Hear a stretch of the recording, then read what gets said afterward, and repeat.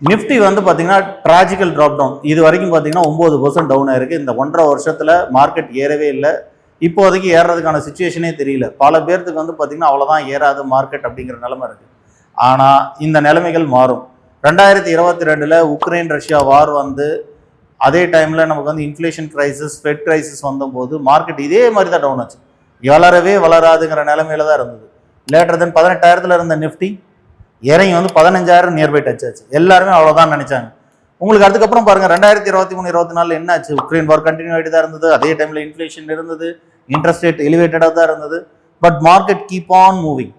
எந்த இடத்துல வந்து நின்னா 15,000 26,000 வந்துச்சு. கிட்டத்தட்ட பாட்டம் டு ஹை பார்த்தீங்கன்னா மோர் தென் 60% வந்து உங்களுக்கு ஒரு ஹையை வந்து கொடுத்துருந்தது. இன்னைக்கு நீங்கள் எந்த இடத்துல காம்படிட்டிவாக பார்த்தீங்கன்னா மார்க்கெட் வந்து ரொம்ப பயமாக ஃபீல் பண்ணுறீங்களோ அதே இடத்துல தான் மார்க்கெட் வந்து ஆப்பர்ச்சுனிட்டி கொடுக்குது. இந்த இடத்துல நீங்கள் நினச்சி பாருங்க, நிஃப்டி கடைசி 18 மாசத்துல வளரவே இல்லை, 9% டவுன். ஆனால் நிஃப்டியோட ரெவென்யூ 6.3% வந்து அப்பா இருக்கு. ஸோ ஒரு பக்கம் நிஃப்டியோட வேல்யூ இறங்கி இருக்கு, இன்னொரு பக்கம் நிஃப்டியோட ஏர்னிங்ஸ் வந்து க்ரோ ஆயிருக்கு. இது ரெண்டுமே வந்து பார்த்தீங்கன்னா வேல்யூவேஷன் அட்ஜஸ்ட் ஆகி நார்மல் வேல்யூவேஷனுக்கு வந்திருக்கு. ஸோ நிஃப்டியோட பிஇ வந்து பார்த்தீங்கன்னா இன்னைக்கு 21 இருக்கு. கடைசி 5 வருஷத்தினுடைய நிஃப்டி பிஇ எடுத்து பார்த்தீங்கன்னா ஆவரேஜ் 24.5 அப்படின்னு எடுத்துக்கிட்டிங்கன்னா ஸோ அரௌண்ட் 28,000 வரைக்கும் இந்த வருஷம் ரீச் ஆகுதுங்கிறது குவைட் காமன் நாங்கள் எல்லாருமே நம்புகிறோம்.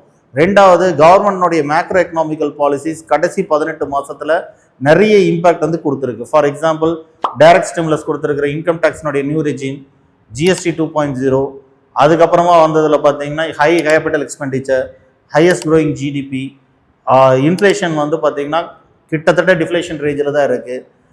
இன்ட்ரெஸ்ட் ரேட் வந்து பார்த்தீங்கன்னா 125 பேசிக் பாயிண்ட்ஸ் வந்து குறைச்சிருக்காங்க. இது எல்லாமே ஒரு குட் பாயிண்ட் எடுத்துட்டிங்கன்னா கடை லாஸ்ட் 2 months எடுத்துங்க.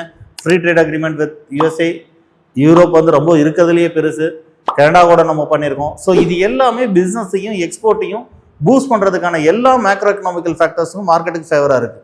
ஸோ மார்க்கெட் வந்து அடுத்த 1 வருஷம் 2 வருஷம் பீரியட் ஆஃப் டைமில் குளோபல் மார்க்கெட்டோட நம்ம இந்தியன் இண்டஸ்ட்ரீஸ் வந்து பார்த்தீங்கன்னா அவுட்ஃபார்ம் பண்ணுறதுக்கான சான்சஸ் தான் அதிகமாக இருக்குது.